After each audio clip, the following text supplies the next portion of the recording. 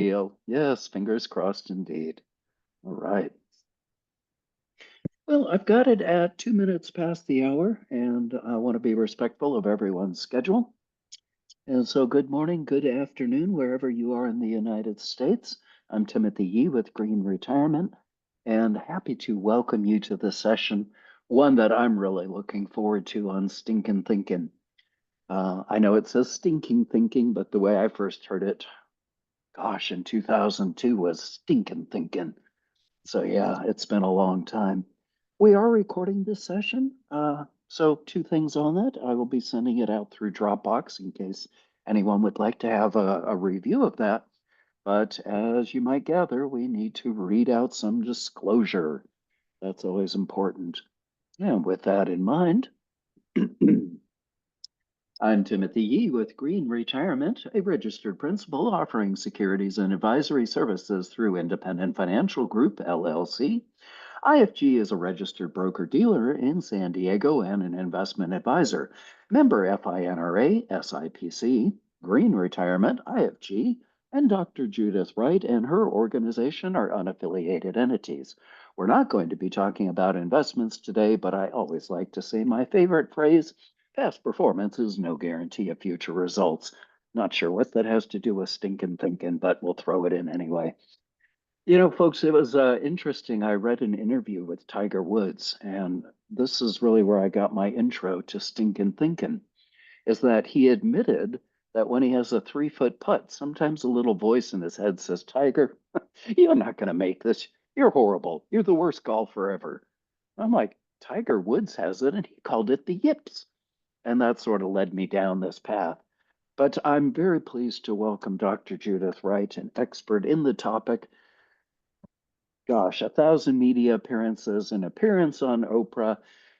Judith, what I really love about you is you just break the topic down and make it simple. And more importantly, you gave me some hope that I could quiet the yips in my head because sometimes I'm like, Timothy, 34 years in the industry. Oh, you don't know anything. So, Judith, the floor is yours. Folks, feel free to pop questions into the chat box. I'm going to keep an eye on it. And give me some hope here because I know on Tuesday we have an election and I need to quiet a few more thoughts in my head. Go ahead, Judith. Oh, beautifully said. I think we're prone to stinking thinking most all of the time, but when there's contentious kinds of things going on, when there's pressure, when there's stress, when there's disagreements, when there's, different things happening, when there's a political climate, it can be pretty stirring. And when we're under stress, we're oftentimes more prone to stinking thinking, although we don't even need stress. It's there all the time. What we want to play with today is like, wait, we all have this. We want to look at like, how do we recognize any of that negative stinking thinking that we have that gets in the way of that positive, self-compassionate, empowering thoughts that we all need more of. And we're going to look at how do we break down those negative barriers based on science and research. And then how do we create more mental space for the good stuff? For those new thought patterns that really help us be productive and be able to be intimate with ourselves and one another, to be able to be clear-headed, not be like, have all that the GIP. I never applied the GIPs to our minds before. I think that's totally right. Like those, yeah, that negative or that trash talk that we have for ourselves oftentimes, or those, thoughts that try to talk us out of things. Like, how do we have more empowering thoughts instead? And this is something that I've been working on a long time also because I have stinking thinking, but also helping people with that. As Timothy said, I've been Elizabeth, who's on with this as well, Elizabeth Twazin and I are part of Live Right, and we're kind of a coaching, training, consulting company, and we really like to educate people too. Like, wait, here's the stuff that gets in our way. Here's the stuff that we can learn, the skills we can unpack more of this for ourselves. So that's what we want to share. So, and I've never met anyone who doesn't have stinking thinking, and I've been around a long time. I work with thousands of people, so this is like being human. We all have this. That we want to look at this because even in the really best of times, we have, even things are going well, things are lovely, whatever, we still have days and moments of self-doubt, negative thinking, where we might put ourselves down, or we make excuses for ourselves, we limit our possibilities, or even just the daily challenges, or even just our normal responsibilities that can just really sometimes feel like too much, or that's a lot to handle. And especially if we're trying to juggle a lot of demands and responsibilities, or we have that kind of overwhelming stress. Sometimes it doesn't feel like it's ever going to let up, and we got so many things to do, or we're just plain tired, or just feeling like we're up against it. Or, those times we're just cranky or exhausted or kind of burned out. All that stuff, it's pretty easy to feel pretty overwhelmed and find ourselves just thinking, I just can't. I can't handle this. I can't do it. It's too much. And then that thought feels kind of real to us, like maybe like we can't do that. And oftentimes we often feel bad about ourselves, or kind of hopeless, or have that sense of being inadequate. And oftentimes we protect ourselves with kind of a litany of excuses or negative thinking. But we really want to look at, like, how can we be in better shape? How can we be in a better place? How can we take better care of ourselves? How can we perform better, have more energy, have more clarity of thought? And how can we use that more positive thinking, more positive self-care to create the lives we really desire, to really be able to live in that own atmosphere of our own minds that's kinder to ourselves and not so attacking. So we're going to look to one of the biggest blocks to our self-care, one of the biggest blocks to being in good shape, something that blocks our effectiveness, it blocks our clarity, it drains our energy. We all have it. It's this negative thinking, or what we call stinking thinking. And this comes actually probably from 12-step programs and other things where people have looked at it, but it's the ways that we have this trash talk, these thoughts that masquerade as real facts, but they're really not. So let's explore that. So again, if we're facing challenges, or we're frustrated, or have a bad day, or maybe it's just a bad meeting, or just not a great phone call, we oftentimes can have feelings that we don't know how to handle. We might be negatively comparing ourselves with somebody else. Oh, she's so much better than I am. When hers are better, that kind of thing. Or sometimes we just have a disappointment. Maybe we didn't make that sale, or didn't get that promotion, or didn't get that date we asked someone out for, or whatever that is. Or moments where we've just got the blues. We're just feeling kind of, and then oftentimes we have that reel of tape, like in our head, that has a litany of complaints or beratements or excuses. That little voice, like you can't, this is impossible, or oh no, or you're a loser, or this is too much, or I can't handle this. And we start to beat ourselves up and trash talk ourselves. And we say these things like, I'm never going to be as good as Timothy. I'm never going to be as good as my brother. This is not possible. I'm never going to be able to be successful, or however that goes. We start to think badly about ourselves. And we start to tell ourselves things that aren't true, like you're a loser because whatever, that you really just might be overwhelmed and you can't quite think straight.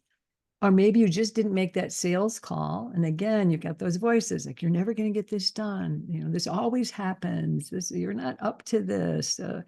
Somebody's going to be mad at you. We've got all these things going on in our mind.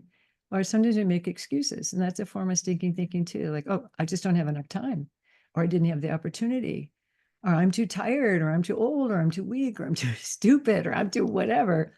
Or we oftentimes can defend ourselves to try. And this is also a stinking thing, like, oh, I knew that wasn't going to work, or nobody could have foreseen that, or it's not my fault. Instead of powering on, did you have these stories when you were a kid from Thomas the Tank Engine? I think I can, I think I can, I think I can. We don't oftentimes think that. We're more like doubting Thomas. I think I can't, I think I can't. And it gets stuck in this pattern of negative thinking. And that starts this vicious cycle of stinking thinking. So let's look at that. And I don't know about you, my thinking really does stink sometimes. And I know better. I've studied this. I wrote about it, whatever. This is just an issue. But it's like that little devil on our shoulder, that's spewing negativity about ourselves. But stinking thinking isn't true. They're inaccurate thoughts that appear factual, but they're not true. They're irrational. They have little basis in reality, but they sound really convincing. Like we really think it's true when we're hearing it. But what these are, stinking thoughts, are cognitive distortions. So meaning our thinking is distorted. So there are ways that our mind convinces us of something that's not really true.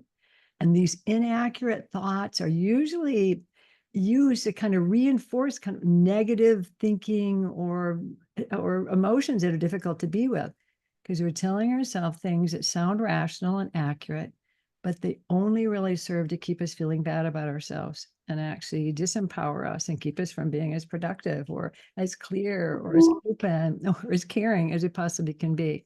But I'm going to kind of give you a loop of stinking thinking. Now, it's a little bit exaggerated, but I want you to see if you can relate to this, like this continue, like it's a litany sometimes, like, I can't do this. I'm too old or too young or too poor or too fat or whatever we make up in our minds to do that. If only if I were thinner, or if I was richer, or if I were smarter, or if I was more attractive, then everything will work out. Or it's his fault. No, it's her fault. I'm never going to be able to have what I want in my life. I already tried that and it didn't work. I failed. So it's no use trying again. Like, I'm not smart enough. It's never going to happen. There's always happen. It's never going to get any better. Oh, my brother is a lovable, talented, gifted, smart, worthy one, not me, or nobody's ever going to love me. And all the good men are gone. And my boss is taking advantage of me, doesn't want me to succeed. And this is too hard. And this is hopeless. And I'm hopeless. I'll start my diet tomorrow. I'm never going to learn. When I win the lottery, then I'm getting sick of myself just listening to those. It's like those kinds of thoughts that we have. And where I'm exaggerating it, you can see they kind of lead to one another. And Well, actually, it's not an exaggeration, Judith. I've heard those conversations, in the meetings, the 401k meetings I do over the US. yeah, I can't do it. I can't, and whatever it is, I can't save. Now is not the time. I'm sure you're going to get to this. Has yeah. science put a percent or a dollar amount on what stinking thinking costs in productivity? Have Oh, you come that's across that? interesting. It's a Yeah, hard one, but have I you can seen it? tell you, yeah, that's interesting because there was, I don't know if you know about Deming, who was kind of the kind of founder of quality control for businesses and manufacturing. So he's kind of studied this. He was the first one to kind of look at this. Then one of his students, Marshall Thurber, did some studies on what they looked at. For example, in a company, and it's the same interpersonally and other things, but in a company, if there's a mistake, let's say you're over budget or you're over time, or there's a manufacturing defect, or the service isn't right, or something goes wrong, that people respond in one of three ways. They tend to blame somebody or something else, they feel ashamed, or they justify their behavior.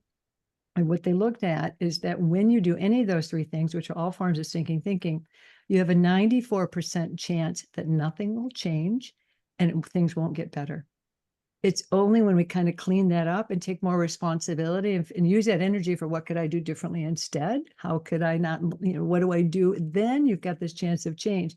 They saw that cost companies so much money that they devised this kind of game where they made like a stink pot. So anytime anybody the company blamed, shamed, or justified, they had to put like $2 in this pot because it was to illustrate that it costs money. It's expensive to when we have stinking thinking for a business. The same thing happens interpersonally.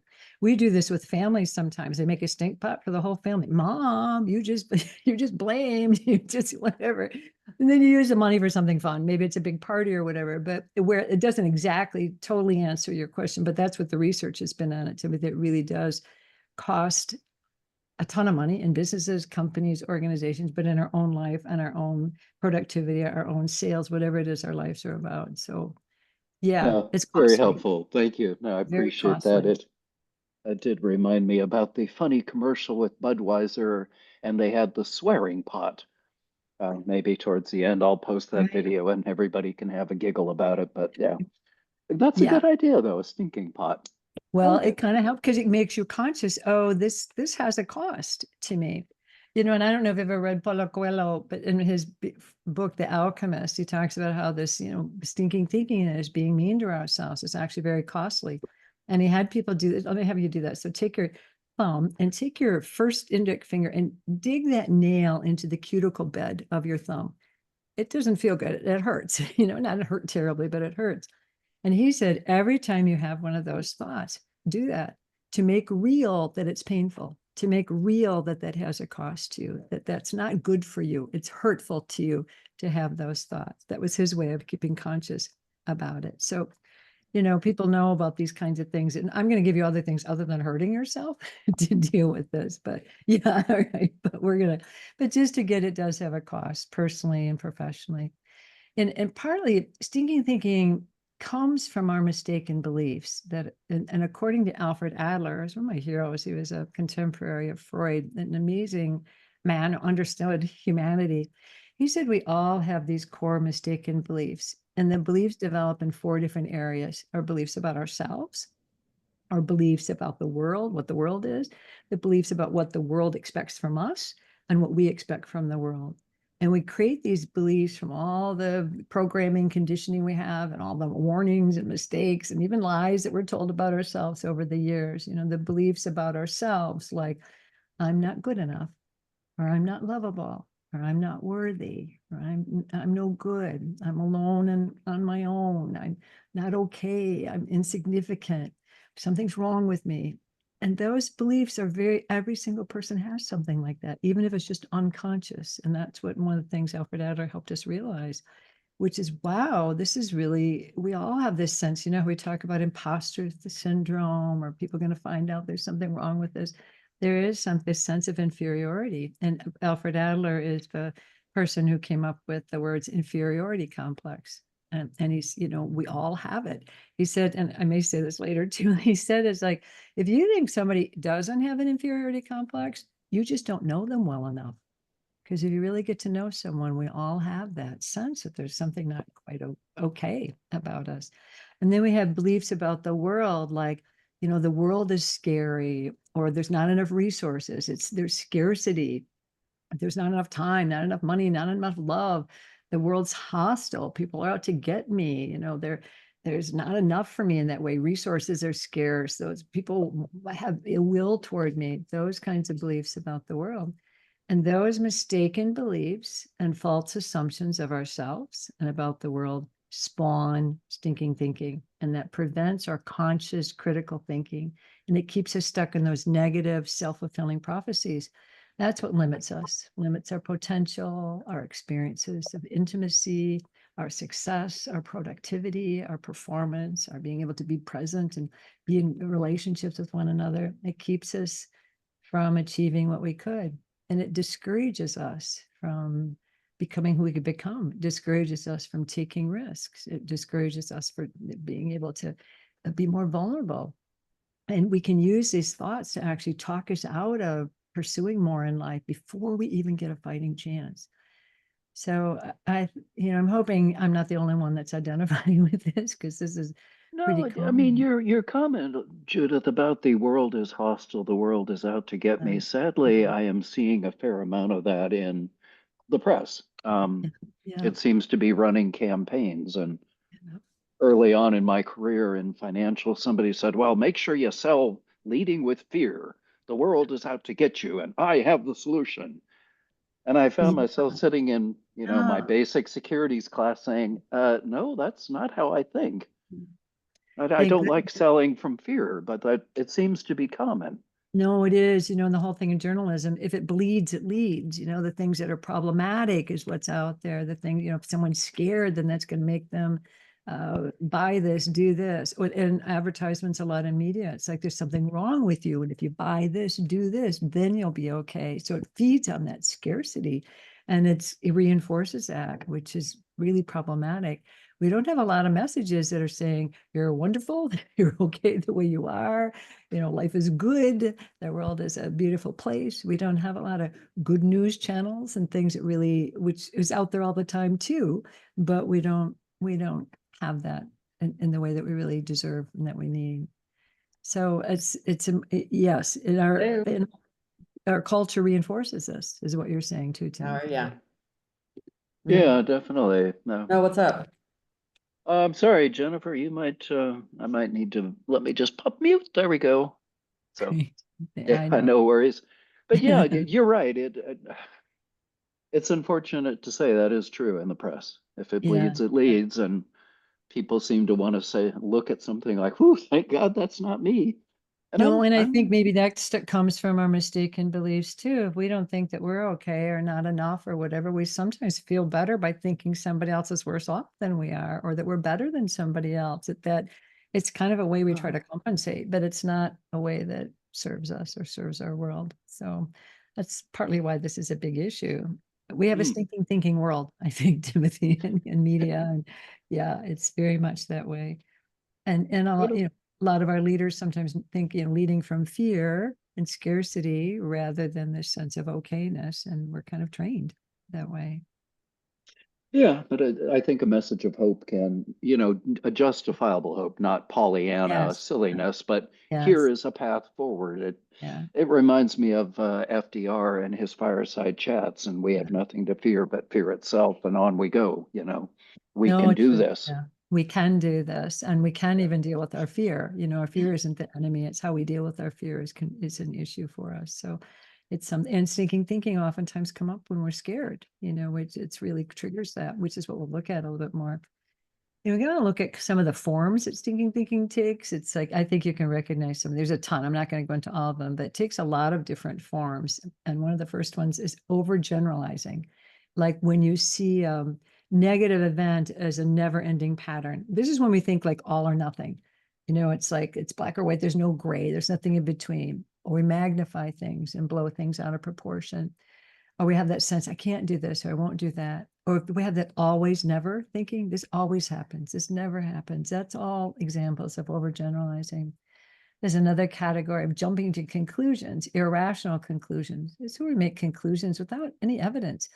And this is kind of like when we have mind reading, like we assume people are reacting negatively to us, and we're just assuming it. We have no data. We just think we jump to this conclusion. Or we have fortune telling where we're predicting that something's going to turn out badly, but it's really not based on the facts. Or we project onto others, attributing to others things that I'm feeling or others are feeling. People come up, I've had somebody say to me before, oh, you're mad at me. I really wasn't mad at them at all, but I realized they were mad at me. So they thought I was mad at them. I wasn't Well, it's in an that case. interesting thing on overgeneralization, Judith. Cindy made a comment about hindering self-beliefs from a financial perspective. Yeah. With costs rising, I'm not making enough money. Of course, then media reinforces that. But at the same time, there is a very real Yeah. sense. I see it in my mom with her limited budget, Yeah. and she's needing to make more withdrawals to cover her basic groceries, and she doesn't live large. So for overgeneralization, are you saying get specific? Is that sort of a Yeah, get the real data. But what's the real data? There may be some issues. It may be that there's inflation. It may be that there's some limits on what you can do. But what's the real data and deal with that rather than, oh my God, I've got to like this, like just like go to don't catastrophize things or feel like get real is really the point. So it's really to get the facts and not make up a bigger case than is really needed with it. And I think another one of these, one category I use a lot, which is bad, is mental filter. I tend to dwell on the negatives and ignore the positives. So one of my examples is like I do a lot of public speaking, and oftentimes after you speak, you get like the people rate your speech and they give you a score 1 to 5 or something like that. Sometimes I get all these little cards, or sometimes the data is compiled for me. And when I look at the feedback, 5 being really good, I don't see any of the 4s and 5s. I see a couple of 1s and 2s. And then I think, oh my God, I ruined it. I was terrible. It's like, I don't see any of the positives. That's not the real data. That's my stinking thinking. So, and that's related to discounting the positives. You insist your accomplishments or the positives don't count, or you have a helpless, hopeless feeling. Lots of areas of that. There's another category, emotional reasoning, which is another one of mine, where you reason from how you feel, but you don't test it against reality. So if I feel bad, I think I am bad. Even if I'm sick, if I have the flu or something, I feel bad. I think I am bad, like there's something wrong.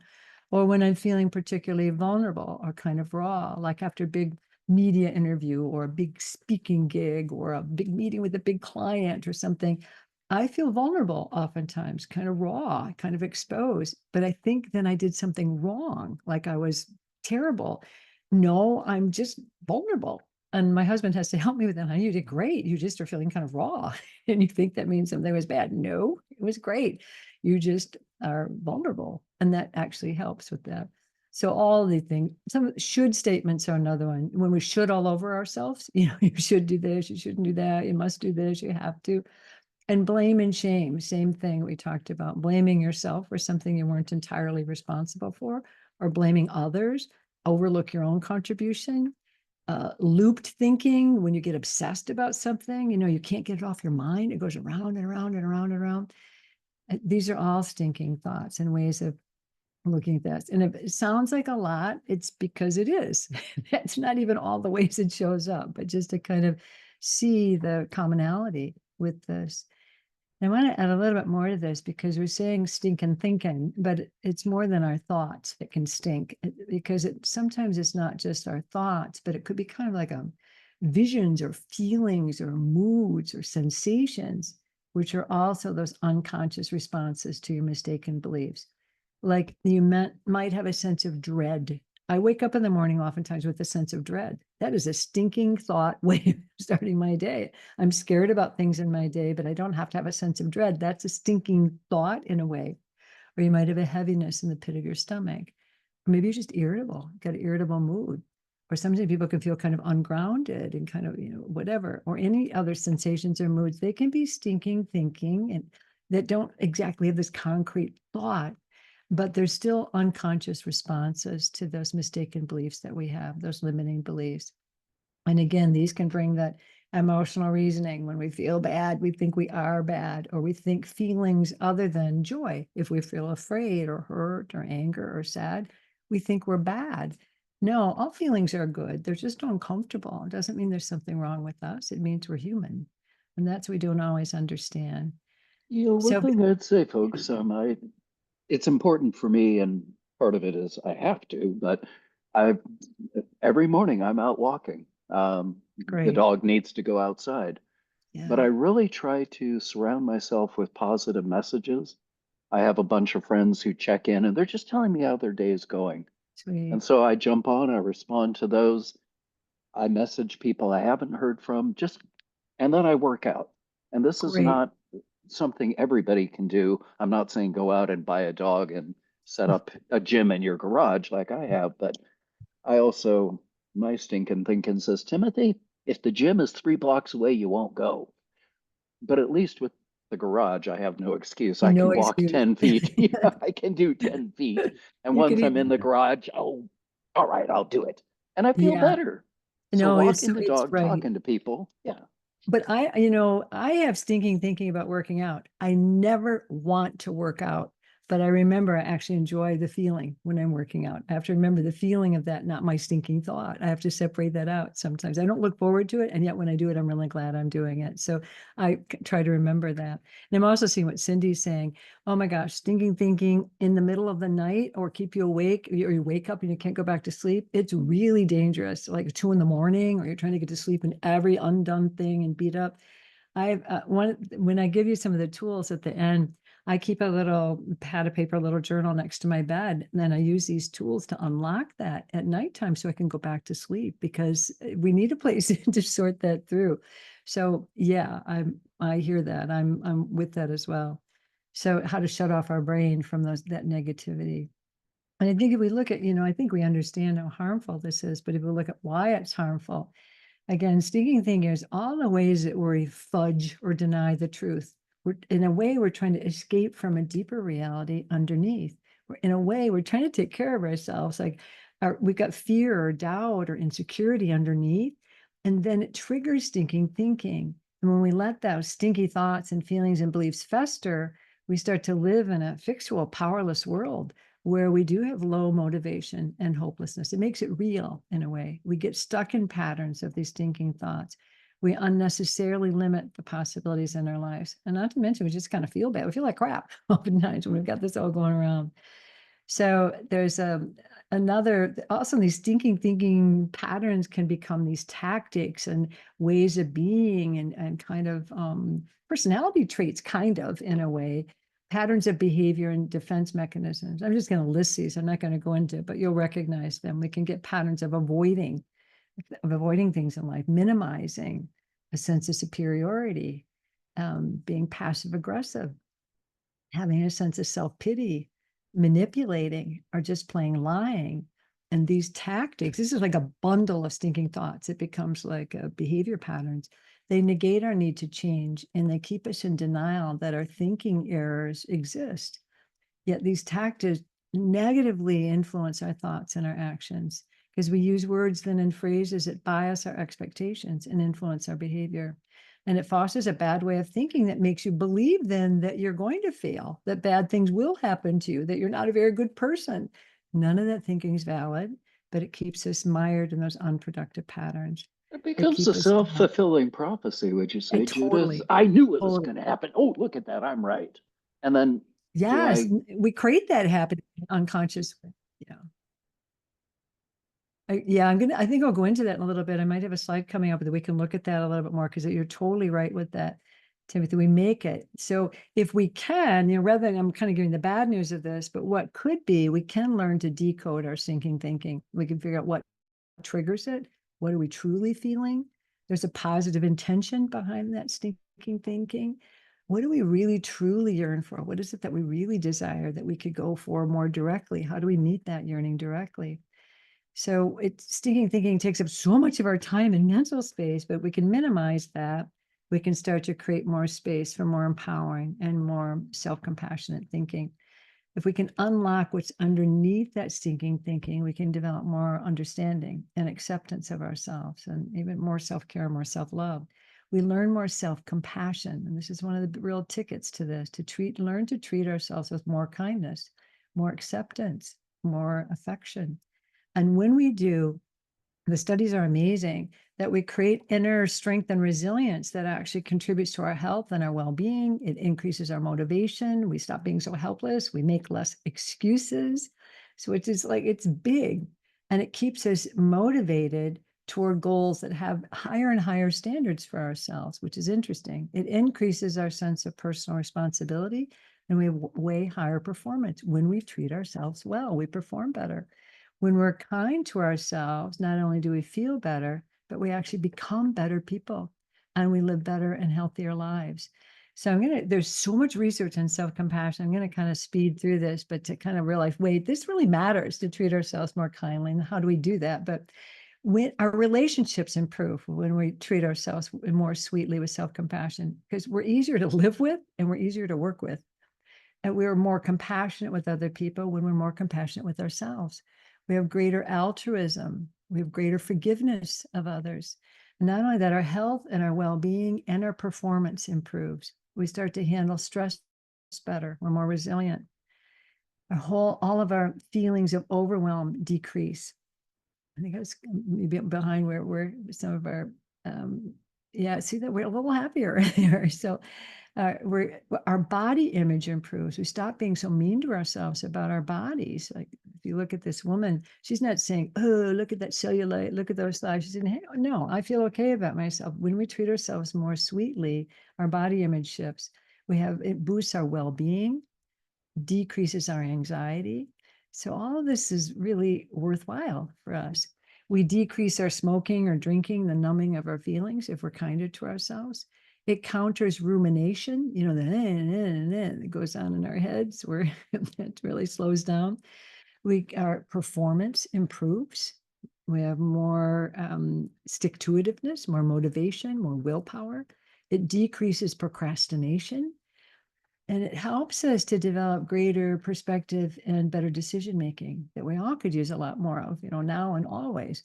So with all these positives, then why do we tend toward the negative? I just want to unlock that for a moment. Because stinking thinking serves a purpose. It keeps us the same and from changing. It keeps us from the unknown, which to our brain means it keeps us safe. Our brain's job is to keep us alive. So when it's kind of reasoning, it's like, wait, you're alive right now. So if we just keep doing what we've always been doing, then you'll be safe. But change is threatening. So if we grow or we change or open up to possibilities, that's threatening to our system, threatening to our brain. So when we start to think about changing things or growing or doing something new or taking a risk or starting a new personal growth path, our resistant brain comes up with 1,001 reasons why we shouldn't do it. And that's all stinking thinking, trying to talk us out of possibilities in a way to try to keep us safe. And that's crazy that oftentimes we think stinking thinking will motivate us and help us get the change that we need. It doesn't. We sometimes think like that self-flagellation may give us a kick in the pants that we need, but it does the opposite. It's really demotivating. So positive self-talk and thinking isn't easy for us. We're very naturally hard on ourselves. And this comes up a lot for, people that I coach, whether it's executives I coach or anybody in a life situation or whatever. It's like, oh my gosh, how hard people are on ourselves and how we don't give ourselves credit. And I really need someone to reflect that back to us. But this is partly, blame it on evolution. We have a negativity bias where negative experiences seem more significant than they really are. And we give way more weight to mistakes and flaws and shortcomings than we do to our successes and the good things. So our inner, Rick Hansen, who is a neuropsychologist, he says our inner critic, that nitpicking, scolding, fault-finding voice is really big and powerful. And our inner nurturer is really small and ineffective. And that's who we need to build. And we try to overcome this oftentimes with positive affirmations, but they're not that easy to do and they really don't work. We're trying to kind of add something good stuff on top of the bad thoughts. It's like putting, I don't know, frosting on garbage or something. It doesn't really work. Our unconscious mind doesn't buy it. Oh yeah, if you're so great, then why are you not finishing this? Or why are you so alone on a Saturday night? It talks back to us unconsciously. So positive affirmations are better than nasty thoughts, but they don't do the full trick. They really don't, because our unconscious mind doesn't buy it. And why Well, that is, yeah, go I ahead. want to ask a question on that, Yeah, Judith, because I was thinking first about a film, Full Metal Jacket. Something you watch on the weekends, definitely yeah, not weekdays, but yeah, the idea right. was I'm going to tear you down to build you up. It was about Marines in Vietnam, and the drill Yeah, instructor is very quite famous. right. And so it was all, I'm going to rip you to shreds, you're worthless. And at the Yeah, end, he had a cohesive fighting force. Leaving the negative aside, because that's a pretty yeah, negative example, I yeah. think about somebody like a personal trainer. Come on, Timothy, I'm going to put 5 pounds on. I want one more rep. My lazy self would say, give me 3 more donuts. Yeah, And right, right, but the of course. personal trainer can motivate you. So isn't there Yes. something to a kick in the pants? Uh, uh, no, let me qualify that a bit. So, Oh yeah, donut time. because, I'm well, donuts. no, but if you're getting feedback in the service of a vision, because if you can feel from that trainer believes that you can do it, the trainer's seeing you as somebody who's worthy. If you have a context that there's worthiness and they're trying to encourage you toward that, that's a little different. If that criticism, that kick in the pants is in the service of someone, that they're really believing in you and you're getting that kind of modifies it, if that makes sense. If somebody really cares about you, has your best interest at heart, really knows that you're capable of that, and they're pushing you toward that, that's different than a total tear down.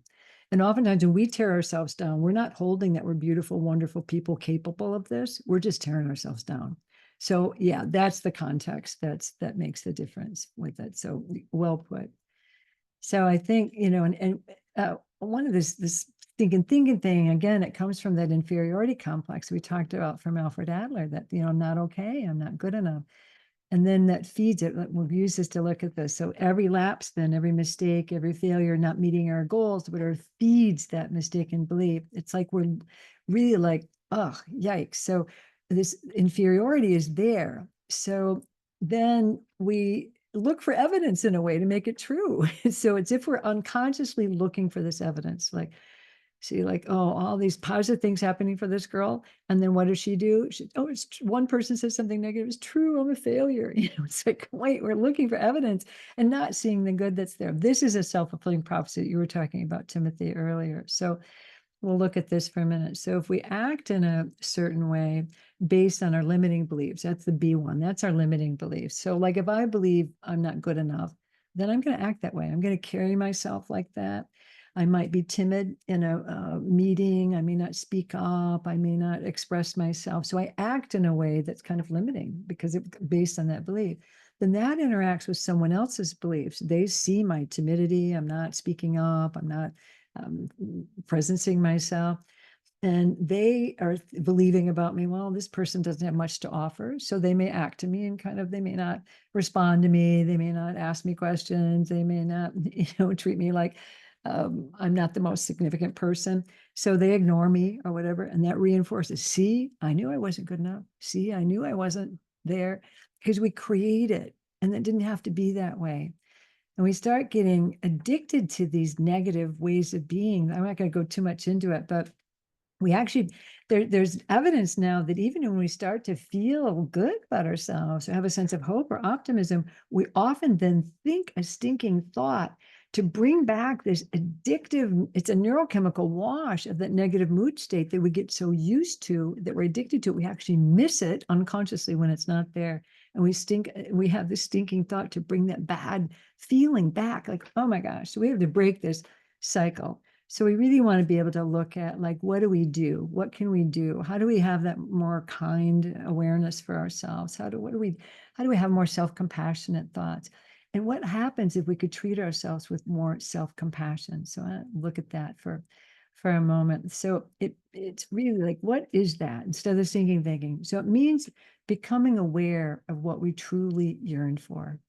And that's what we want to look at. This positive intention is underneath that at this point. So that there's an intention underneath that. Like, I can't do this. That thought of I can't do this could be trying to protect us, maybe to avoid the hurt or the pain of failure, which underneath that means that we actually have a deeper longing to be safe and secure. But we understand what that deep need is beneath that thought. We can reshape that thought, like something like, I might fail, but I'm going to learn and I'm going to grow positively from that failure. Rather than trying to avoid the hurt or pain of that failure with a stinking thought, we face it and develop a more empowering thought for ourselves. So this is what, is learning to go underneath that. So Timothy, I think I'll do some things we did together to look at these deeper yearnings underneath, because that's what we want to get to. Maybe I can have us all do a little baby exercise right now, and then we'll kind of lead this to a conclusion for us. We all have these deep needs. This is the universal yearnings of the human heart, these deep longings we have, the things that really matter.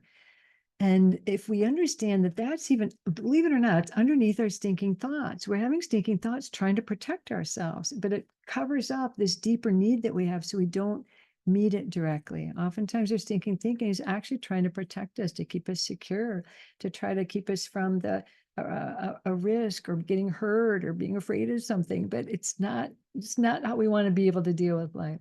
But if we understand that deeper yearning underneath, we can learn to meet that more directly. So I just ask you to kind of close your eyes for a moment, unless you're driving. Close your eyes and take some nice deep breaths. And as you have your eyes closed, if you just kind of ground yourself for a moment. And I'm just going to speak to you in the language of these deeper yearnings underneath. And then we're going to see how to use those to unlock the stinking thinking. And see how you feel as I say these things. See which ones you relate to. Chances are you relate to all of them, but some of them are going to be more resonant for you than others. So let's look at that. Just keep your eyes closed and just feel this as I say it. I yearn to love and be loved. I yearn to be safe and secure. I yearn to be seen, to be heard. I yearn to touch and be touched. I yearn to be affirmed, to be respected, to be valued. I yearn to express myself, to create. I yearn to be understood, to be known. I yearn to belong. I yearn to be connected with others. I yearn to matter. I yearn to be close, to be intimate. I yearn to make a difference.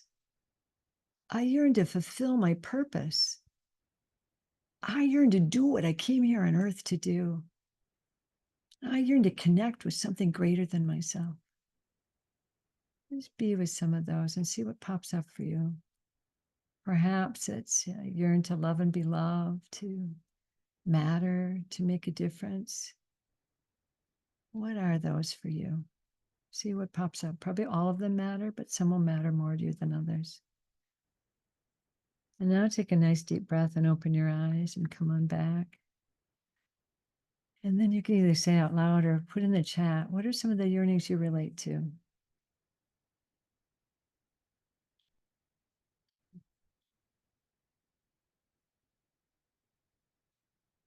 Yeah, to be affirmed and be seen. I'm with you there. To matter, to love and be loved, to make a difference. These are the things that really affirm for all of us. So if we understand we all have these deeper, beautiful yearnings underneath, when we use stinking thinking, we're looking to try to make ourselves feel better, to attempt to meet our yearning by making excuses, by denying things or justifying.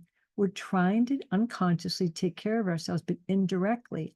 We're trying to meet our needs without really acknowledging what they really are, or being direct or vulnerable with ourselves or others, which never fulfills our needs.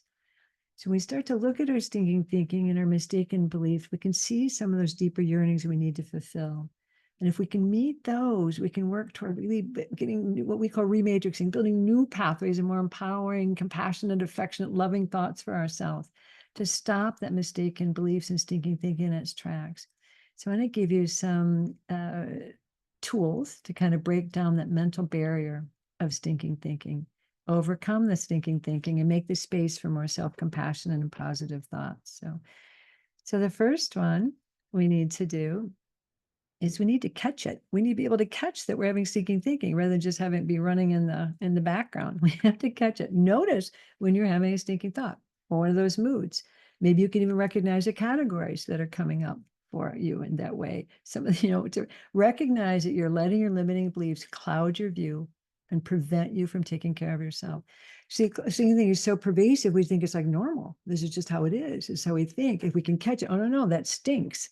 And which is really important for us to be able to get to that. We have ways that we do that within our business, and we call them stinkers, and we give people, like, we have this little token. I don't have one right here, and we say that was a stinker, and we call each other on it. So oh my God, I didn't even realize I was sitting there beating myself up. Thank you. It's like we need, and families do this, and their family, Mom, that was a stinker.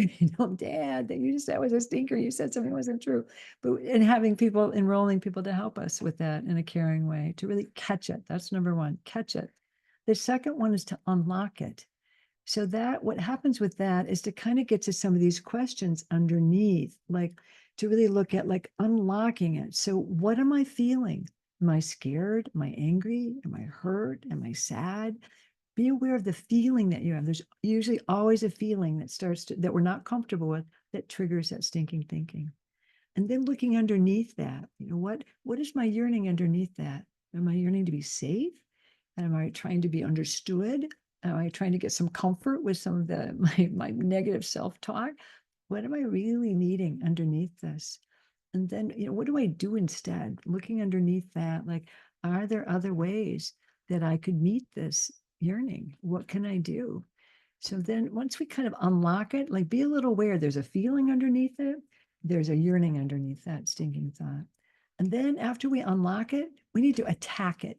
We need to like go after it, to notice what mistaken belief is presenting itself and do something different that doesn't reinforce it. So it's acting counter to stinking thinking. Like, so let's say you think you can't do something, but then challenge yourself to do something toward that.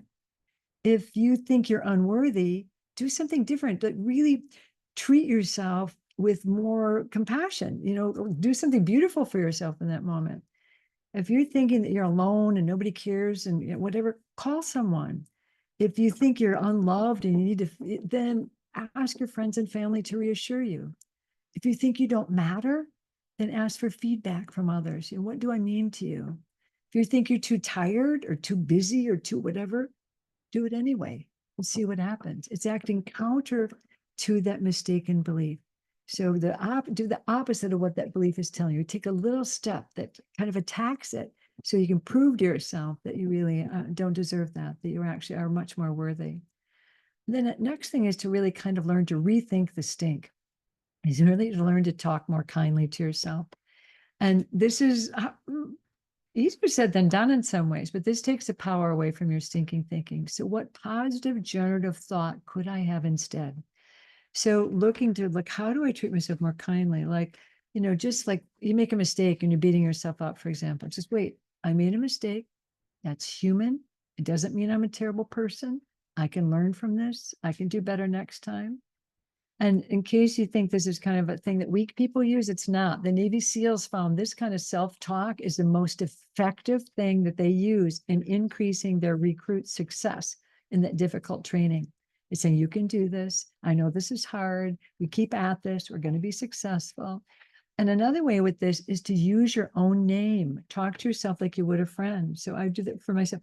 It's okay, Judith. You're going to be able to figure this out. It's not the end of the world. You just made a mistake. You're not a mistake. It's okay, honey. Like actually talking to you, using your own name activates a different circuit in our brains. It actually has more compassion and acceptance, which really makes a difference.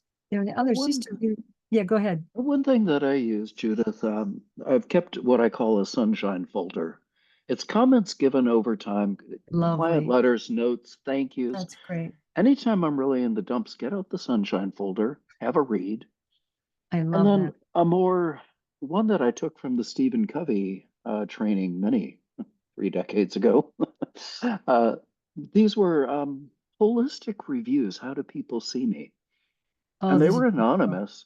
Yeah. But it was, and I was a little scared to give out 15 reviews and say, please grade me, because my stinking thinking said, oh boy, Timothy, this I is going to know. be a train wreck. No, that's And so beautiful. the heartfelt Yeah. comments I got. Yeah. Of course, Oh, there were some things I could work on, like, whatever, emailing late at night. I'm still guilty of that. But anyway, it just no, showed me no, that maybe, this is really important, Timothy. I'm really glad you're saying that because you know what we use at Live Right. We have all these programs. We use life assignments, things that actually every week you get a new life assignment to go challenge yourself. And one of them is literally doing the things you're talking about, like asking people for positive feedback, putting it out on your social media, even ask people for LinkedIn recommendations, whatever that is. And when it comes your way, savor it. That one's really important because oftentimes when we have the good stuff, it just floats right by, just like we don't let it in. But the neuroscience shows that we have to let that good feeling kind of penetrate us for 10 to 15 seconds at least so that it becomes part of our neural matter. Otherwise, it just brushes off like it's Teflon or something. So savoring that, being with that, those good responses to really, I keep a kudos file myself too, Timothy, and I look at that and really just like, wait, these are beautiful things people said, to really get that and really training people to solicit that feedback. And when you get it, really take it in, save it and savor it.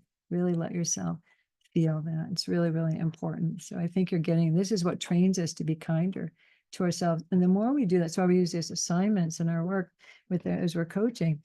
Is because you start getting feedback that's different than what you think. You're saying, wait, people do care about me. People do like me. I do matter. I am important. And that starts to help challenge that mistaken belief and help us build new, more empowering, loving beliefs. So these are the things I wanted to leave you with, are just do you those have aspects. Yeah. is it possible you can put up the slide, Judith, that talks about what to do differently after this event? I don't mean to put Elizabeth on the spot, Oh, but I think so. Yeah, go as ahead, I Elizabeth. looked at the full There is deck, that. it just Yeah. really resonated. Folks, I Perfect. want to leave you with some tools. Great. Great. And if you're on a PC, I think it's Control 3 to screenshot, or the Mac, whatever. If you Really can, take it's in this slide, 114, I think. folks. Yeah, that one. All right. What will I you do want you to differently? take this in, folks, even Perfect. if you use just one thing. Perfect. Well, let's This look at it. really, Yeah. of the deck, it just hit me. And Perfect. these are the hardest ones to do, I'd say. Judith, would you agree? No, totally. And that's why I need the reminders of what that is. So, and any one of these things will help, or all of them, of course, help. But Yeah. really, what will you do differently? Will you start to look for when you're limiting yourself, your stinking thinking, kind of catching it? Will you use the stinking thinking template? Are those little slides we use, like to catch it, to unlock it, to really counter it, to really attack it and rethink it, have a sense of humor. We really do need a sense of humor and compassion. Our stinking thinking is ridiculous when you start to really get into it. It's like, what you like, if you heard somebody else say those things about yourself, you were like, what are you thinking? That's crazy. But to have a sense of humor about it is really helpful. Look Yeah. for those core mistaken beliefs you might have that trigger that stinking thinking, to recognize those yearnings you have underneath the stinking Mm. thinking and try to meet those yearnings more directly. Look for opportunities to challenge that stinking thinking. Like, wait, is it really true that I'm worthless and I can't do this? No, and practice replacing, this is really important, that stinking thinking with a kinder inner dialogue, like really learning to be a little kinder, a little more effective. People say, oh, I have to learn to love myself. That's big. How about like a little bit of liking, a little bit of affection, a little more kindness towards yourself is a really good place to start. And that's where we start to unlock that thinking. So. Yeah. And Great. please do put up the contact info because obviously you've been doing this for decades. We're not going to cover it in an hour and solve it. But folks, I do encourage you to reach out to Dr. Judith Wright, again, an expert in the field. And these are not easy. This is not a quick fix, a silver bullet, but I think it's a topic that we all need to address. And as we start New Year's resolutions, Yes. maybe this fits in here, would you say? Totally, totally right on. This is one of the things we all need to resolve and do what it takes to do that. No, actually, New Year's resolutions, science shows that they only last about 3 weeks. So we need a better, we need a better plan to that. But I know how to do that. Elizabeth and I can help you with that. We know what it takes to really make them live that way. So it's great. And I thank you for the opportunity. And I'd love to support any of you. It's my pleasure to clean this up, to really learn with more, to live with more self-compassion and more empowerment, and really have the lives that we deserve. Really, these beautiful lives are possible for all of us if we have the tools and the support to create that. So appreciate the opportunity to share, Timothy. Well, you're amazing, Judith. As always, I appreciate you and your willingness to share this body of knowledge. Folks, any questions? I know we have 3 minutes. I'm sure some of you have booked another meeting at the top of the hour, but anything and everything. If not, I think on December 3rd, we're going to be having a talk on year-end tax planning.